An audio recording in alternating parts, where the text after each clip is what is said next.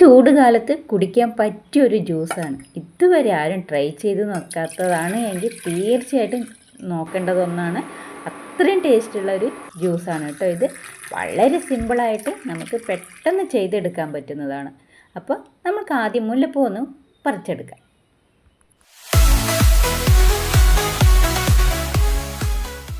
മുല്ലപ്പൂ ജ്യൂസ് ഉണ്ടാക്കാൻ നമുക്ക് ആദ്യം കുറച്ച് മുല്ലപ്പൂ അല്ലേ വേണ്ടത്. അപ്പോൾ കുറച്ച് മുല്ലപ്പൂ പറിച്ചെടുക്കാം. ഈ മുല്ലപ്പൂവിന് കുറേ പ്രത്യേകതകളുണ്ട് കേട്ടോ. ഇത് സാധാരണ മുല്ലപ്പൂ അല്ല, ഇത് തട്ടായിട്ടുള്ള ഒരു മുല്ലപ്പൂവാണ്. കണ്ടില്ലേ? ഇത് മാത്രമല്ല കേട്ടോ ഇതിൻ്റെ പ്രത്യേകത. ഇത് അധിക സ്ഥലങ്ങളിലൊന്നും ഇല്ലാത്ത ഒരു മുല്ലപ്പൂ കൂടിയാണ്. ഈ മുല്ലപ്പൂ 3 ദിവസം കൊണ്ടാണ് വിരിഞ്ഞ് തീരുക കേട്ടോ. മാത്രമല്ല ഒരു 4-ാമത്തെ ദിവസമൊക്കെയാണ് ഇത് കൊഴിഞ്ഞു പോവുള്ളൂ. കണ്ടില്ലേ? 2 തട്ട് വിരിഞ്ഞിട്ടുണ്ട്. ഇനി ഒന്നും കൂടെ വിരിയാനുണ്ട് കേട്ടോ. കണ്ടോ? മാത്രമല്ല ഇതൊരു 5-6 മുല്ലപ്പൂ ഉണ്ടായാൽ തന്നെ നമുക്ക് കുറേ മുല്ലപ്പൂ ആക്കാനും പറ്റും കേട്ടോ. അപ്പോൾ വെറൈറ്റി മുല്ലപ്പൂവാണ്, നല്ല മണമാണ് ഇതിന്. അപ്പോൾ ഈ മുല്ലപ്പൂവൊക്കെ നമുക്കൊന്ന് പറിച്ചെടുക്കണം. ഇപ്പോൾ ഒന്ന് വിരിഞ്ഞത് ഞാൻ കാണിച്ചു തരാം. ഫസ്റ്റ് വിരിയാൻ തുടങ്ങണത് ഉണ്ട്, വിരിഞ്ഞ് കഴിഞ്ഞതാണ് ഞാനിപ്പോൾ പറിച്ചെടുക്കുന്നത്. ഇപ്പോൾ വിരിയാൻ തുടങ്ങിയിട്ട്, അതായത് ഒറ്റ തട്ട് മാത്രം, അതായത് ആ ഫസ്റ്റ് ഭാഗം മാത്രം വിരിഞ്ഞതും കണ്ടില്ലേ?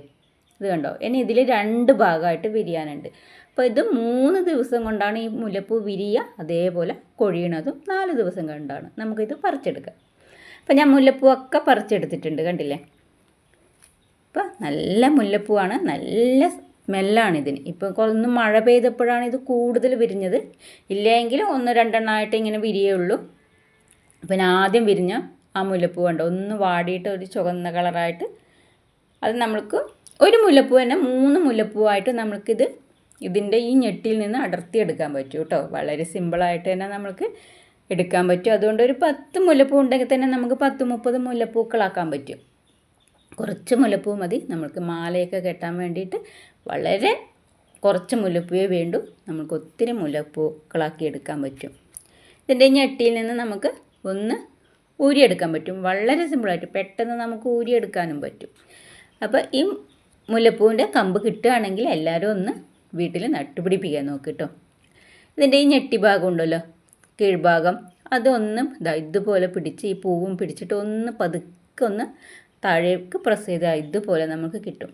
ഈ ഒന്ന് മാത്രമല്ല, നമുക്ക് ഈ 3 പൂക്കളായിട്ട് ഇത് നമുക്ക് എടുക്കാൻ പറ്റും കേട്ടോ. വളരെ സിമ്പിളായിട്ട് നമുക്കിത് ഇതുപോലെ ഊരിയെടുക്കാൻ പറ്റും. ഒത്തിരി പൂക്കളും ഉണ്ടാവും ഇതിൽ, ഈ ചെടിയിൽ ഒത്തിരി പൂക്കളും ഉണ്ടാവും. നമ്മൾ നനയ്ക്കൊക്കെയാണ് ചെയ്യുന്നുണ്ടെങ്കിൽ നമുക്ക് ഇടയ്ക്കിടയ്ക്കല്ലേ ഈ മുല്ലപ്പൂക്കൾ വിരിയും കേട്ടോ.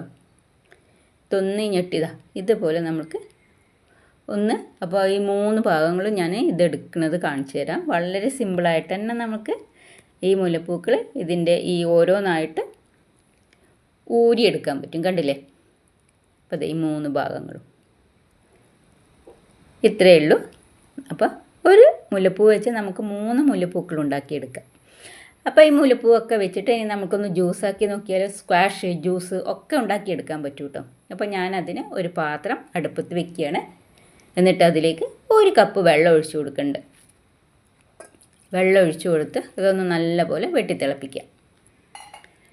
നല്ലപോലെ തിളച്ച് വരണം.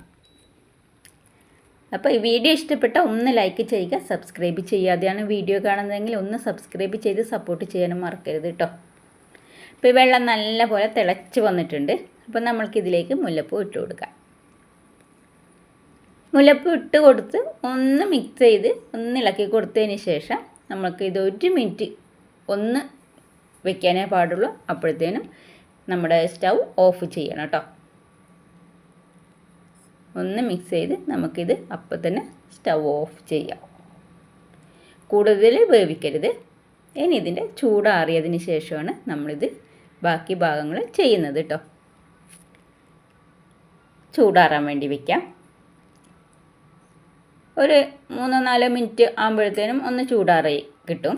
മൂടി അടച്ച് വെക്കേണ്ട ആവശ്യമൊന്നുമില്ല. അപ്പോൾ ഇത് ചൂടാറിയിട്ടുണ്ട് കേട്ടോ. അപ്പോൾ നമുക്ക് ഉണ്ടാക്കാൻ നോക്കാം. ഈ മുല്ലപ്പൂവൊക്കെ നമുക്കിതൊന്ന് എടുത്ത് മാറ്റാം ഇതിൽ നിന്ന്. ഇതിൻ്റെ സത്ത് മാത്രമാണ് നമുക്ക് വേണ്ടത്. ഭയങ്കര മണമാണ് കേട്ടോ. ആ മുല്ലപ്പൂവിൻ്റെ മണം നല്ല മണമാണ് ഇവിടെ.